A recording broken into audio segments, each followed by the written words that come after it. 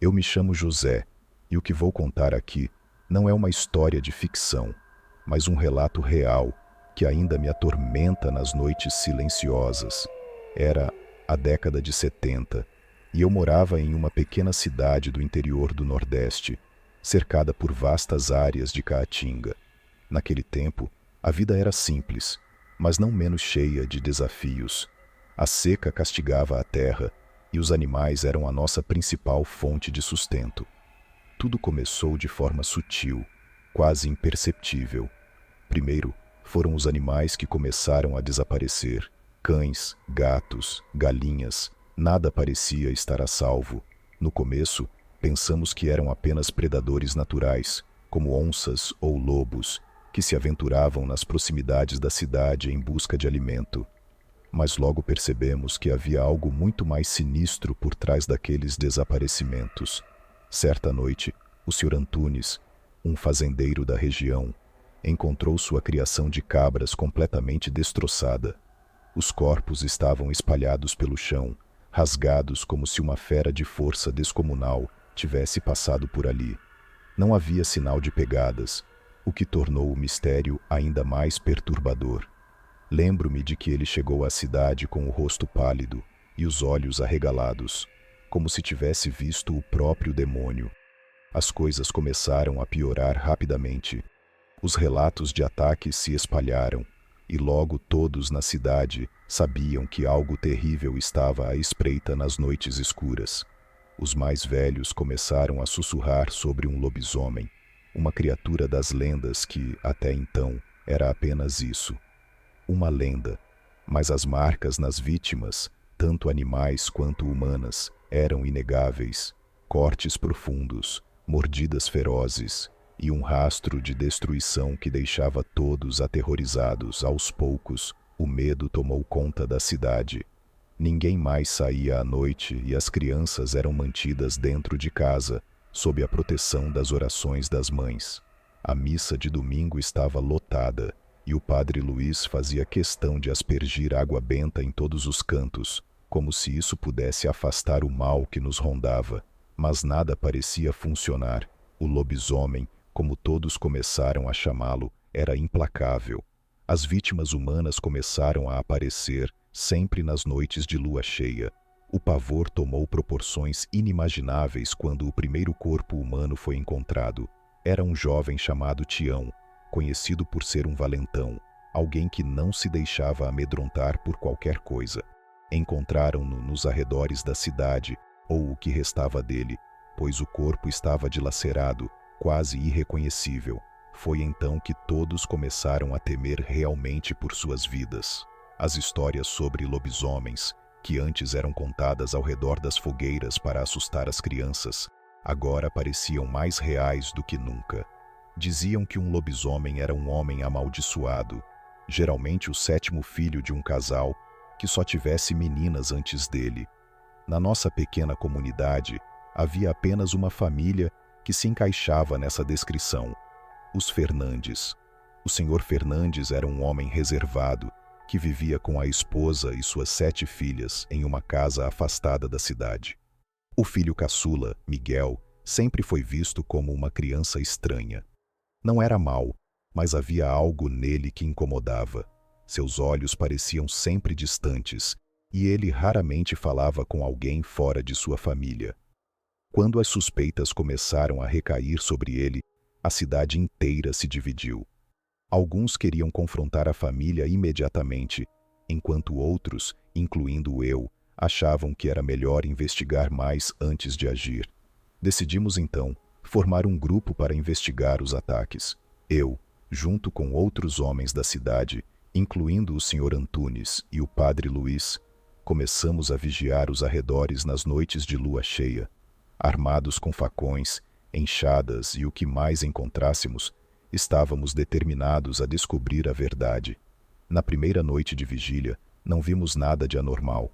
O silêncio era absoluto, exceto pelo farfalhar do vento nas árvores secas. Mas na segunda noite, algo estranho aconteceu. Enquanto nos aproximávamos da fazenda dos Fernandes, ouvimos um grito distante, seguido por um som que até hoje me arrepia só de lembrar. o uivo de uma fera, um som gutural e inumano que ecoou pelas montanhas. Corremos na direção do som, e quando chegamos, vimos algo que nunca mais consegui esquecer. Miguel estava lá, no meio do mato, com os olhos brilhando de uma forma que não parecia natural. Seu corpo estava curvado, e as mãos, ou melhor, as garras, estavam cobertas de sangue fresco. Ao seu lado, o que restava de um cachorro grande, completamente destroçado. Ele nos olhou por um momento, e naquele segundo, soubemos que todos os rumores eram verdadeiros. Miguel era o lobisomem. Não havia outra explicação para o que estávamos vendo. Ele soltou outro uivo, que fez o sangue gelar nas minhas veias, e antes que pudéssemos reagir, correu para a mata com uma velocidade sobre-humana. A cidade estava em pânico, mas ao mesmo tempo havia uma determinação crescente entre nós. Não podíamos permitir que aquilo continuasse.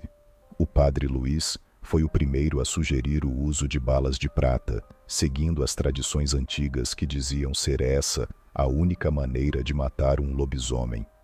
Era difícil acreditar que algo tão surreal pudesse ser verdade, mas a essa altura estávamos dispostos a tentar qualquer coisa. Um dos moradores, o senhor João, tinha algumas peças de prata em casa, heranças de família. Com relutância, ele as ofereceu para que fossem derretidas e transformadas em balas. A expectativa era alta, mas ninguém sabia ao certo se isso funcionaria. Passamos dias preparando tudo, mantendo nossas famílias em segurança e nos revezando nas vigílias. A tensão era palpável. Finalmente, na noite da próxima lua cheia, estávamos prontos. Todos sabíamos que seria a nossa última chance de deter o monstro antes que mais vidas fossem perdidas. O plano era simples: atrair o lobisomem até uma armadilha e, quando ele estivesse próximo o suficiente, disparar as balas de prata. A noite chegou, e com ela, a mesma sensação de terror que já nos era familiar. Nos posicionamos em pontos estratégicos ao redor da fazenda dos Fernandes, esperando que Miguel, ou melhor, o lobisomem, aparecesse. O tempo parecia se arrastar, e o silêncio era quase insuportável. Foi então que ouvimos novamente aquele uivo terrível. Miguel surgiu das sombras, seu corpo deformado pela maldição que o transformava em besta. Era uma visão aterradora. Seu rosto estava desfigurado, e seu corpo, coberto por um pelo espesso e negro, brilhava à luz da lua. Ele se movia com uma agilidade que nenhum humano poderia ter, seus olhos brilhando com uma fúria animal. Quando ele se aproximou da armadilha, disparamos. O som dos tiros ecoou pela noite e, por um momento, tudo ficou em silêncio. Miguel parou, olhou para nós, com uma expressão que misturava dor e ódio, e então soltou um grito que parecia rasgar a própria alma.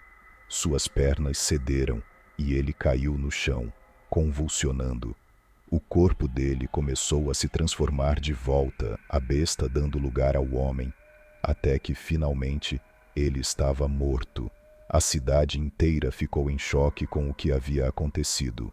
Ninguém queria acreditar que Miguel, aquele jovem que todos conheciam, era na verdade um lobisomem, mas os corpos destroçados e os gritos de horror que ecoavam nas nossas memórias não deixavam dúvidas.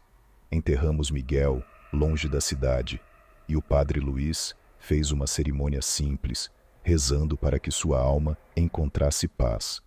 Depois daquela noite, os ataques cessaram, mas a sombra do que aconteceu nunca realmente deixou a cidade. Muitos dos moradores mudaram-se, incapazes de viver com as lembranças do horror que testemunharam. Eu fiquei, mas a cada lua cheia sinto um frio na espinha, como se o espírito de Miguel ainda estivesse lá, vagando pela caatinga. Hoje, como um velho homem, ainda lembro de cada detalhe: o rosto de Miguel, a dor nos olhos dele quando caiu sob as balas de prata, e o silêncio que se seguiu. Nunca mais falamos sobre isso, mas o medo permanece, enterrado nas profundezas da nossa memória coletiva. Essa é a minha história, a A história de como uma pequena cidade no Nordeste foi aterrorizada por uma criatura das sombras. Eu ainda vejo o lobisomem nos meus pesadelos, e o que aconteceu naquela década de 70 é algo que nunca vou esquecer.